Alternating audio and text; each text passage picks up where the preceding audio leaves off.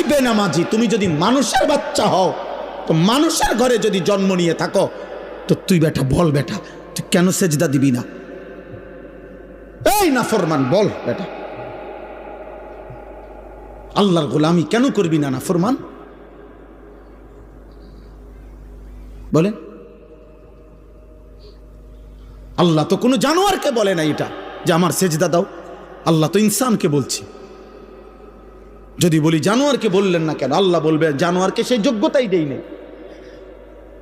কুকুরকে যদি, গরুকে যদি বলা হয় তাকবীরে তাহরিমা বাঁধো, সোজা হইব কেমনে? কিন্তু আমাদেরকে যোগ্যতা দিয়েছেন কিনা?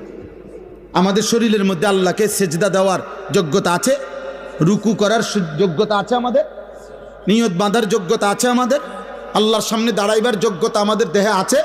তো আমরা দেব না কেন? বলেন, বলেন ভাই, বলেন নওজোয়ান বাবা, বলো। দুনিয়ার সব আয়োজন তো আমাদের আল্লাহর দেওয়া, আল্লাহকে ভুললাম কেন?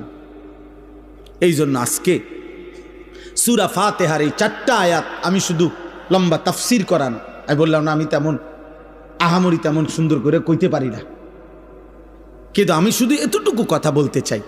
আল্লাহ তাআলা বলছে, বান্দা তুমি শুধু ভারসাম্য আনো, মানে ব্যালেন্স করো। ব্যালেন্স, ব্যালেন্স মানে তুমি শুধু একটা জিনিস বোঝো, এই সৃষ্টির সব আয়োজন আমার, আমি দিয়ে যাচ্ছি। কথাটা শেষ বুঝেন? আমি দিয়েও যাব। তুমি ডাকো বা না ডাকো, সেজদা দাও বা নাফরমানি করো, ঈমান আনো বা কুফরি করো, আমি দুনিয়া দেব বান্দা। তবে শুধু একটা কথা মনে রাখো, আমি কিন্তু আজ দুনিয়ায় যা দিচ্ছি, আগামী দিন আখেরাতে তা হিসাব নেই। কথা এর দূরে। আমার হাসি, আমার কান্না, ওই যে ওই ওই দেখেন ও কি করে, দেখেন অপদার্থ কি করে, দেখেন।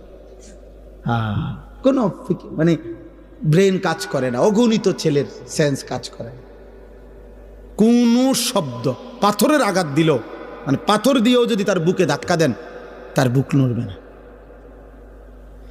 অসংখ্য যুবকের হালাতে কোন শব্দ, হা হা, সে একবার তার মনেও আসে না যে, মনে করেন এ দিনকে দিন, রাতকে রাত নারী দেখে, উলঙ্গ ছবি দেখে, নামাজ নাই, এর একটাবার বুঝেও না যে এর দ্বারা মানুষে আমার আব্বারে কি করবে।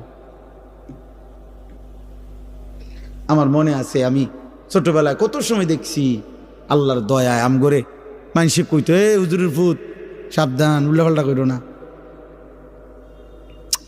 এটা তো নিয়ামত, এটা নিয়ামত না? মানুষে যেটা কইসার শর্মে তখন সইরা গেছি, এ হুজুরের ফুত, হুজুরের ফুত।